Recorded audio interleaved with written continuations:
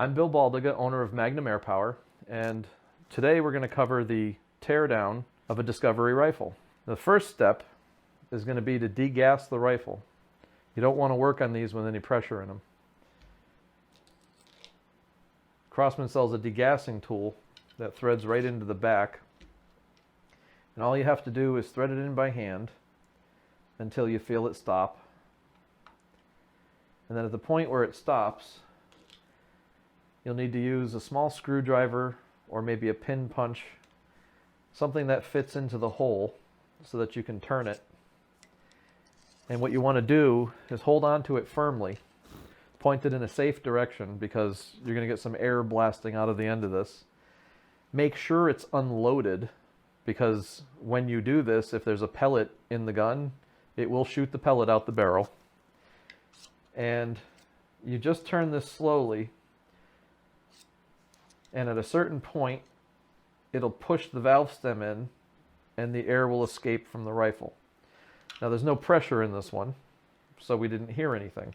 Now if you don't have a degassing tool, you can just shoot the air out of the gun. It doesn't hurt the rifle to shoot the pressure out of it.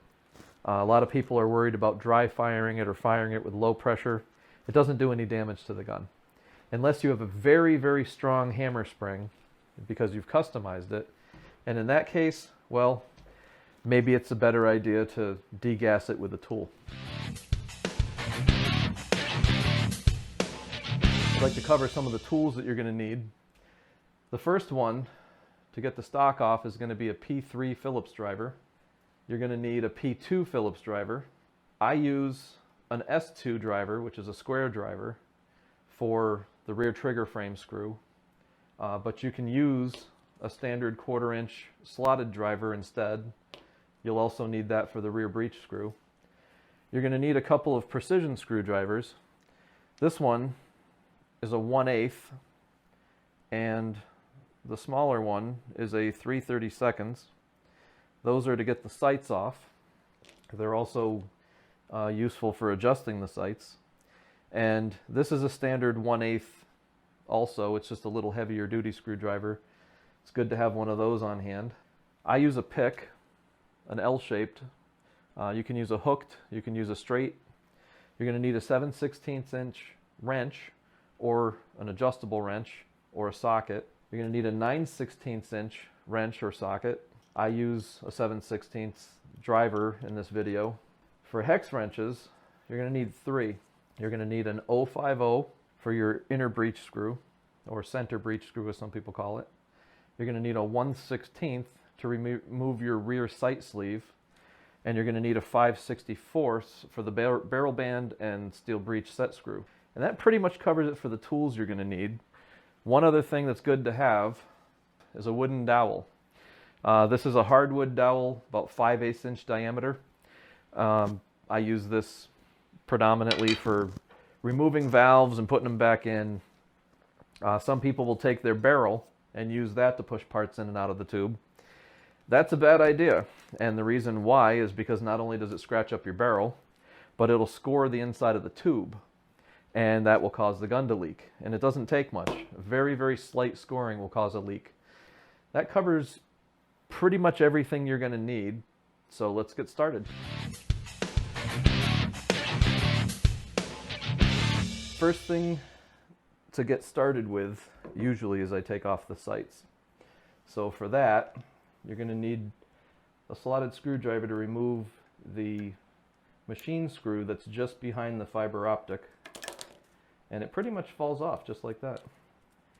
And then you're going to need a 5/64 hex wrench to reach the set screw. Sometimes with Crosman guns they really torque the screws, and sometimes they're barely tight enough to hold the parts together. So that's removal of the front sight and sight mount. The next thing you want to do is remove the sight blade, the rear sight blade. So we're going to take a slotted screwdriver and take out the slotted screw that's on the front of the sight blade. This screwdriver is a little magnetized from the strip that I store it on. Sight blade comes right off, and then you have a sleeve that's over the barrel, and that's held on with another set screw, which is a little smaller. That one's actually a 1/16, I believe. Yeah.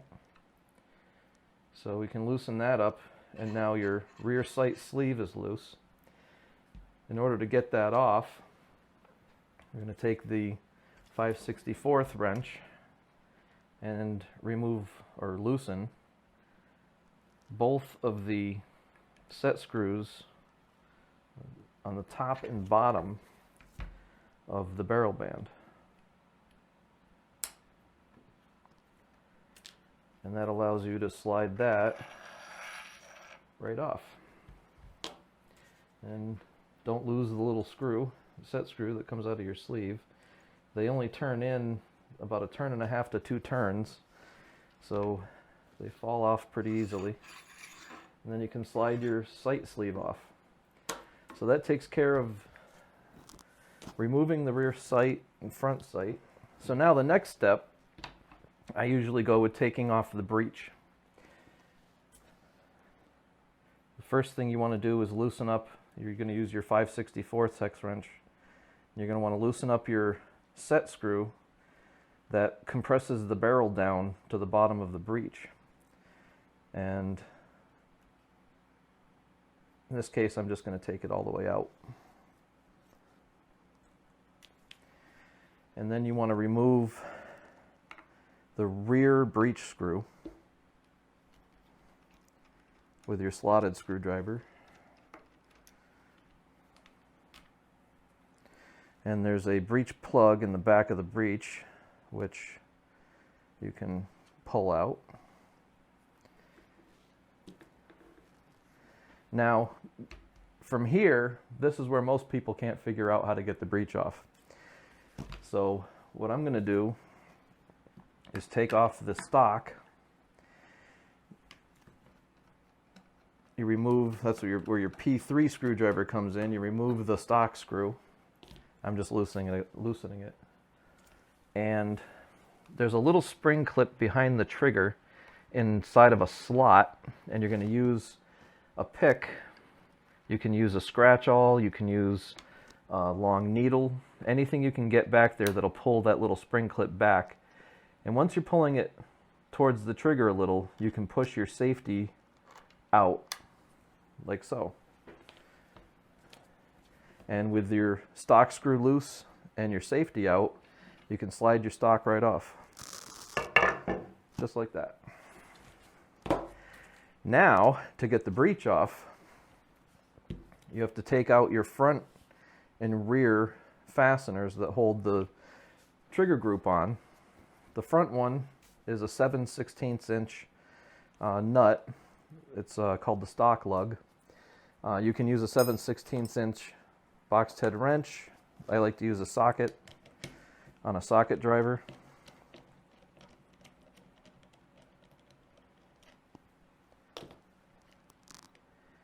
And for the rear one, that's where the S2 driver comes in. You can use a 1/4 inch slotted driver. The S2 fits a little better. It's a combo drive screw. They're made out of relatively soft metal, so they strip and round over pretty easily. And your trigger group pops right off. Now, there's nothing holding the end cap on the tube. You remove that, remove the hammer spring. So the next step is to take off the bolt handle. So I'm going to use an adjustable wrench to loosen it. Usually about a full turn will get it enough to where you can remove it by hand. And at this point, you want to grab the bolt through the bolt handle hole and push it backwards. And you can get it back just far enough to expose what I tend to call the inner breech screw or center breech screw, which is an 050 drive, and that's what you'll need an 050 hex wrench or hex bit for. Now this screw is usually pretty loose from the factory. Sometimes it's tight, sometimes they're stripped, sometimes they're cross-threaded. In this particular case, it came out nice and easy. And then you simply lift the breech off. Now there's a steel transfer sleeve in the barrel port that you pull out. And because we've already removed the breech screw, you can slide the barrel out. You can also slide the bolt out. Now, where the sleeve sits on top of the valve, there's a rubber gasket. So you can use a small sharp object to grab that gasket and pull it out. You can pull the hammer pin out, slide the hammer out. So now the next step, we're going to want to take the fill adapter off. So we remove the cap. You're going to need either an adjustable wrench or a 9/16 will fit. Sometimes 14 millimeter fits. Now, these usually aren't very tight. In fact, they're often quite loose. This particular one is in there good. So what I'm going to do is use a P1 screwdriver and insert it through the back of the tube so that you can get a little bit of leverage. And then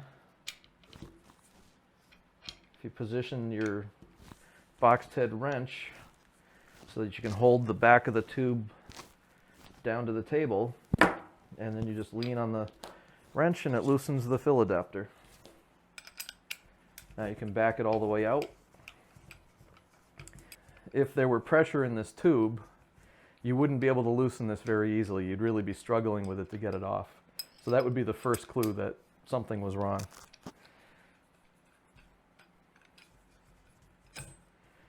And there you go. It pulls out. It's got 2 O-rings on it. I'm not exactly sure why they put 2 O-rings on this. Completely unnecessary. I'm assuming it's because during assembly there's often scoring or scratches inside the tubes. So it gives you twice the opportunity to get a good seal the first time around. I'm assuming that's why they did it, for the valve and for the fill adapter. There's only 1 O-ring on either side of the gauge port. So that's all that's really needed to hold the pressure. People ask me about that all the time. They ask me why I only put 1 O-ring on my custom valves and fill adapters. That's the reason.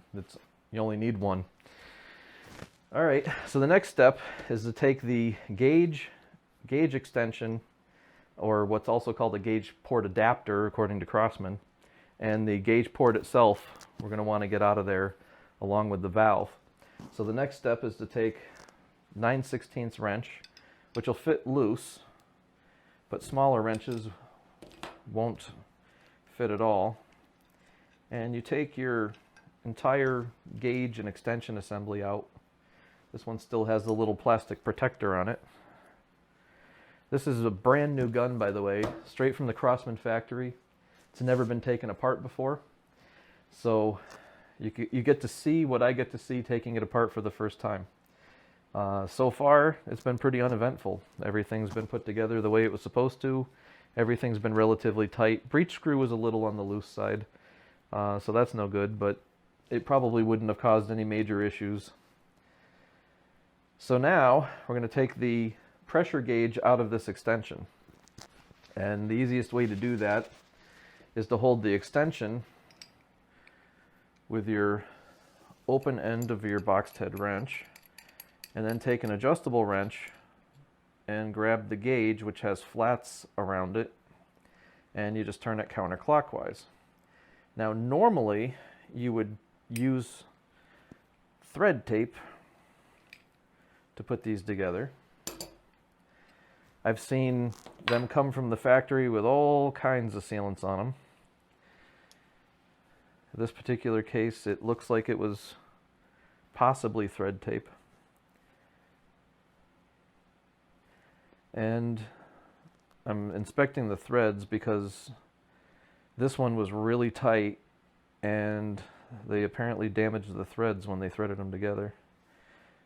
That's actually the first time I've come across that. They usually don't put them in that tight, but that's okay. I'm going to grab a P2 driver and remove the valve screws.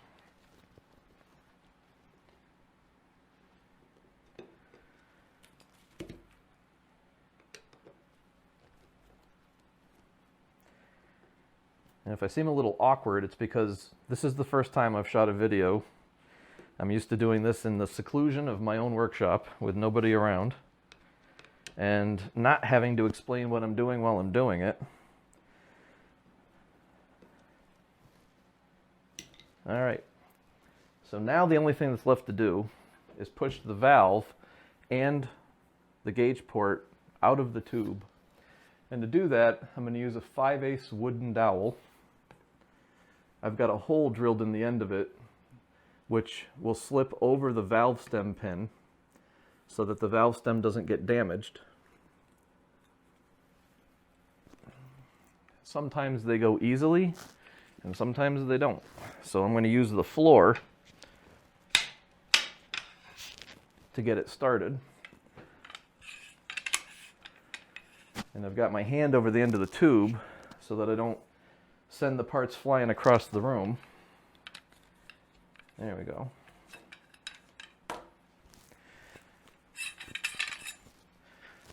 It's as simple as that. Everything's basically apart. I'm just going to go over real quickly how to get the valve apart, because if you're taking your Discovery rifle apart, well, it could be for a variety of reasons, but one of the most common would be that it's leaking. All right, so we got some of the extra grease off of there. Now normally you could just grip this tight with your hands and unthread it. Sometimes they're real tight together, sometimes they're not. You've got your spring that comes out, then you've got your valve stem. This is your valve body, the front half, and your valve cap, the back half. Also, like I mentioned, with 2 O-rings on it. And your gauge port has an O-ring that's in the bottom of this threaded socket. And then of course your 2 O-rings on the outside, which for now I'll just leave on there. I guess what we should do now is take apart the trigger group.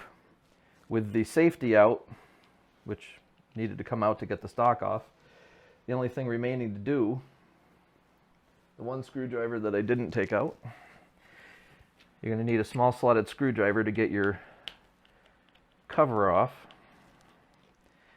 Even though this casing is made out of plastic, sometimes the screws are actually very stiff and difficult to get out. And sometimes they practically fall out. And this one, they're both real stiff. Okay. So your cover comes off. And inside we've got your sear spring, which lifts the sear up into place. The sear, which just fell out, and that's this little piece right here. You've got your trigger and trigger pin. Triggers on these are made out of plastic, just like the casing. You've got your transfer link, which ties the trigger and sear together. And of course, that has a pin. And then you have your trigger return spring, which sits in a little pocket right behind the trigger. There's a little stud on the trigger that pushes that spring back. So those are your basic components of the trigger group. So that is complete disassembly of a Discovery rifle. The next thing I'm going to cover in the next video is going to be how to prep the tube and some of these other parts to put it back together.